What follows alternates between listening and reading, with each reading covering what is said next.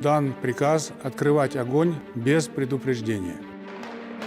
Мы в Казахстан пришли не убивать. Это мародеры, это хулиганы.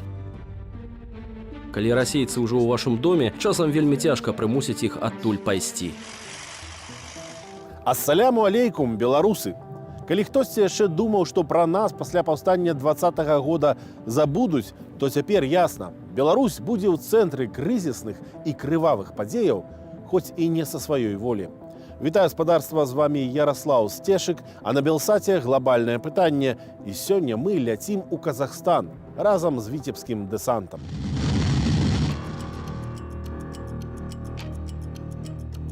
Беларускія вайскоўцы паляцелі ў Казахстан на просьбу прэзідэнта Касым-Жамарта Такаева. Бо ў розных казахскіх гарадах пасля разгону пратэстаў пачаліся беспарадкі і нават вулічныя баі. Такаев распавядае пра 20 тысячаў тэрарыстаў, якіх ён загадаў забіваць на месцы. Правоохранительным органам и армии мною дан приказ открывать огонь на поражение без предупреждения. Нам пришлось иметь дело с вооруженными и подготовленными бандитами, как местными, так и иностранными. Именно с бандитами и террористами. Поэтому их нужно уничтожать.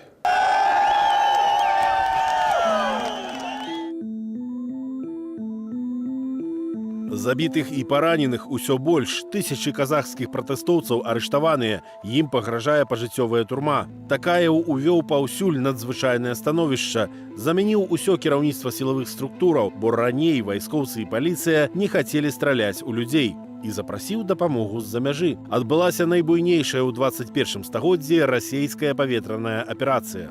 Созданная Минобороны России воздушная группировка из более 70 самолетов Ил-76 и 5 Ан-124 круглосуточно перебрасывает подразделения российского контингента миротворческих сил ВКВ в Казахстан. Паводле афіцыйных звестак, расейцы прывезлі ў Казахстан агулам 2500 вайскоўцаў, у тым ліку з Арменіі, Таджикістану, Кыргызстану і Беларусі. Камандаваць імі будзе расійскі генерал-палкоўнік Андрэй Сердюкоў, які займаўся анексіяй Крыму і вайной у Сірыі. Гэта працяг такой вайсковай інтэграцыі Беларусі ў межы сістэмы бяспекі Расіі. Такаев асабіста падзякаваў Путіну і Лукашенку за военную дапамогу. Казахстан – это попытка атаковать постсоветские государства по периметру России. Им нужно утопить в крови Россию. Мы в Казахстан пришли не убивать и даже не воевать. Мы люди мирные. И наши военнослужащие также мирные люди. Там всего лишь одна рота наших военнослужащих. А конкретно асобная рота са 103-й паветрана-дэсантнай віцебскай брыгады сілаў спецыяльных аперацыяў. Брыгада мае багатую історыю. Самым першым такім злучэннем савецкім, якое ўвайшло яшчэ ў снежні 79-го года, адразу пасля забойства Аміна у Афганістан была віцебская дэсантная дывізія. І зараз гаворка ідзе менавіта пра гэтую, зараз она называецца не дывізія, там брыгада, але якраз пра віцебскіх дэсантнікаў. І ў Віцебск адразу пайшлі труны, адразу маці хавалі сваіх сыноў. З Афганістану ў Беларусь тады ляцелі цынкавыя труны, а афганцы дагэтуль не маюць мірнага жыцця. Беларускія вайскоўцы бралі ўдзел і ў іншых ваенных інтэрвенцыях у складзе савецкай арміі. Паводле загаду з Крамля тапілі ў крыві антыкамуністычнае паўстанне ў Вугоршчыне ў 1956-м. У межах аперацыі «Дунай» душылі танкамі пражскую вясну ў Чэхаславаччыне. Масква рыхтавала войскі для ўводу ў Польшчу на пачатку 80-х. Але тады генерал Войцех Ярузельскі сам увёў ваеннае становішча. Польские коммунисты, польский рабочий класс, трудящие этой страны могут твердо положиться на своих друзей и союзников. Социалистическую Польшу, братскую Польшу мы в беде не оставим и в обиду не дадим.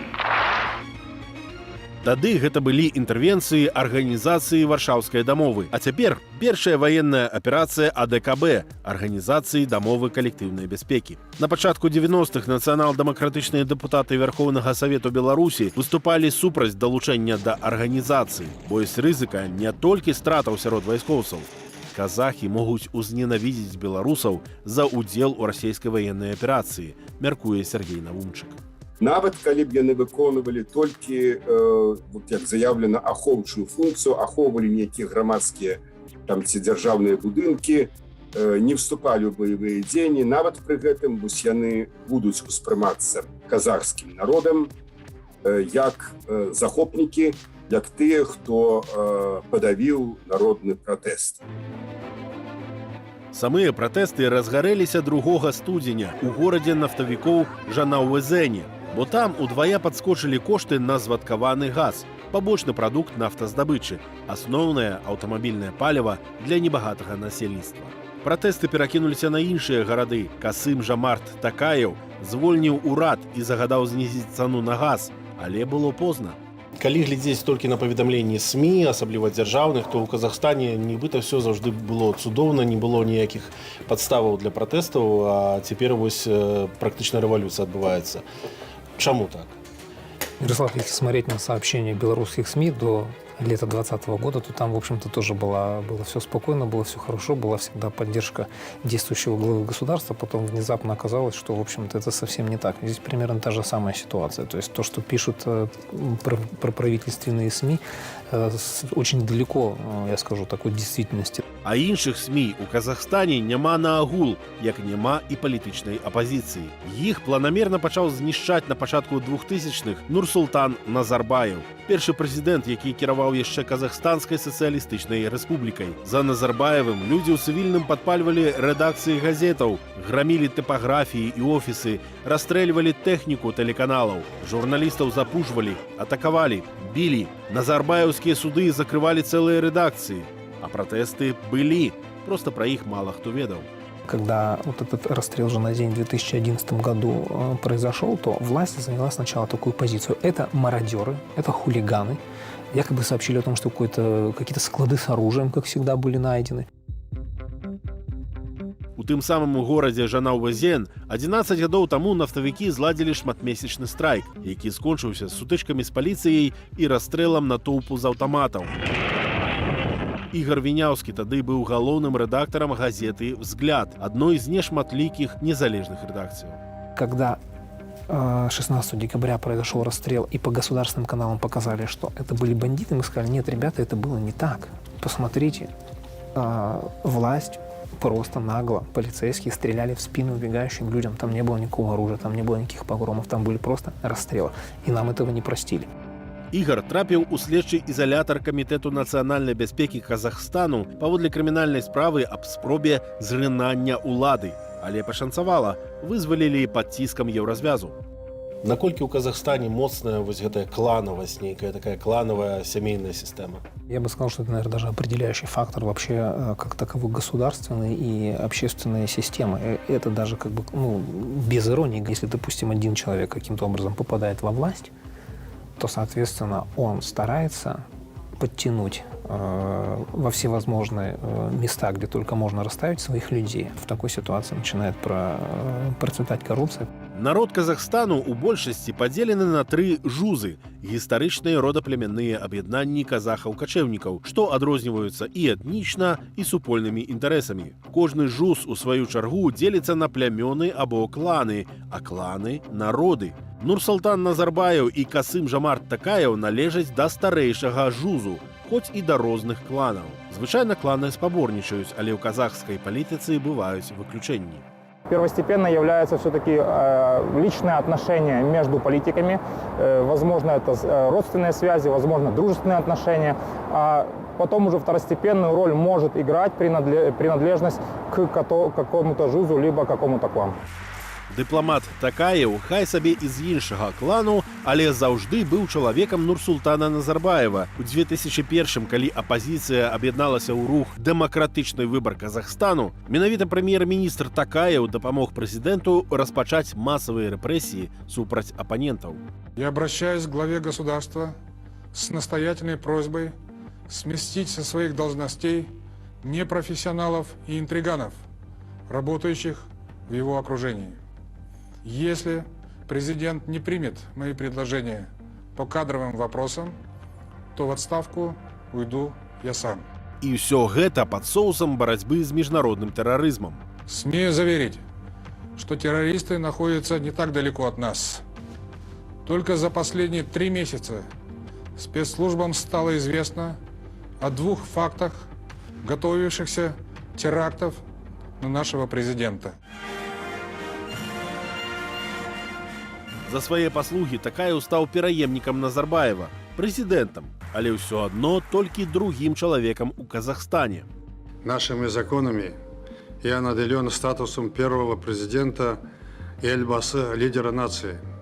Остаюсь председателем Совета Безопасности, который законами наделен серьезными полномочиями определения внутренней и внешней политики страны.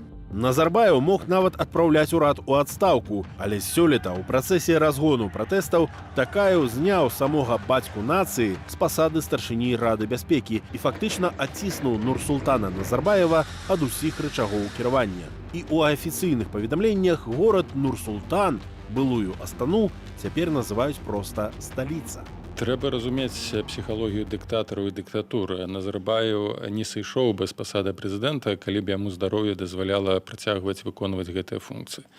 Другі момант, мы не ведаем насамрэч, што адбылося. Ці самастойна Назарбаеў перадаў свае паўнамоцтвы Такаеву, ці ўсё ж такі адбыўся нейкі нечаканая падзея са здароўем Назарбаева. І да беспарадкаў, у якія перараслі мірныя пратэсты, таксама нямала пытанняў. Заснавальнік праекту «ГУЛАГу нет» Уладзімір Асечкін апублікаваў ліст праверанага працаўніка ФСБ, які сцвярджае, што ў Казахстане былых зэкаў выкарыстоўвалі для арганізацыі пагромаў і марадзёрства. Улады Казахстану дакладна мелі дастаткова сілаў, каб без парушэння правоў пратэстоўцаў даць рады пратэстам ды навесці законны парадак. Таму няясна, чаму яны палічылі патрэбным якое-кольвек замежнае ўмяшанне. Кіраўнік суседняга Китаю Си Цзиньпин ужо выказаў сваю падтрымку Такаеву. Казахстан является одной из стран, через которую проходит маршрут по так называемой инициативе Китая «Один пояс, один путь» по транспортировке, доставке товаров китайских из Китая в страны Европейского Союза.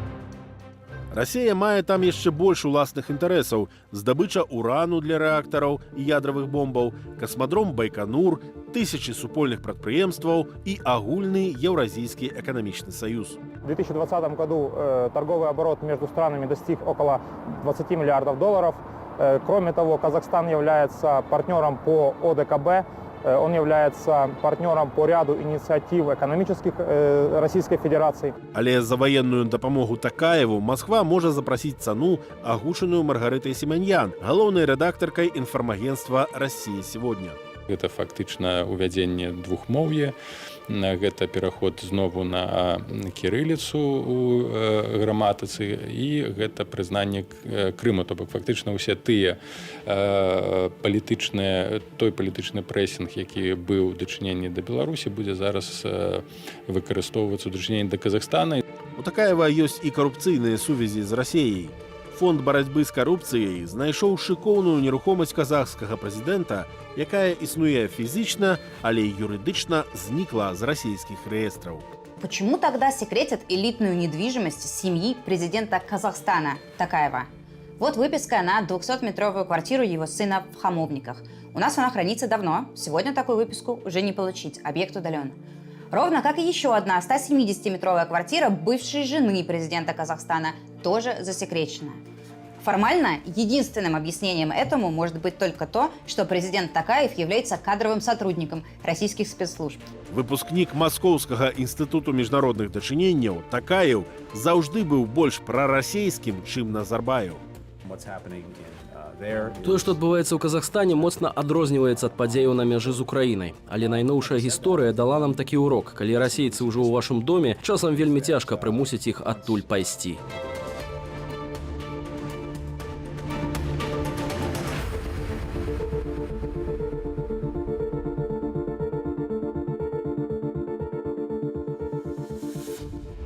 Белсат і глобальнае пытанне будуць сачыць за тым, што адбываецца ў Казахстане. Бо мы бачым, наколькі гэтыя падзеі агульныя і для казахаў, і для беларусаў. З вами быў Ярослаў Сцешык. Да сустрэчы праз тыдзень.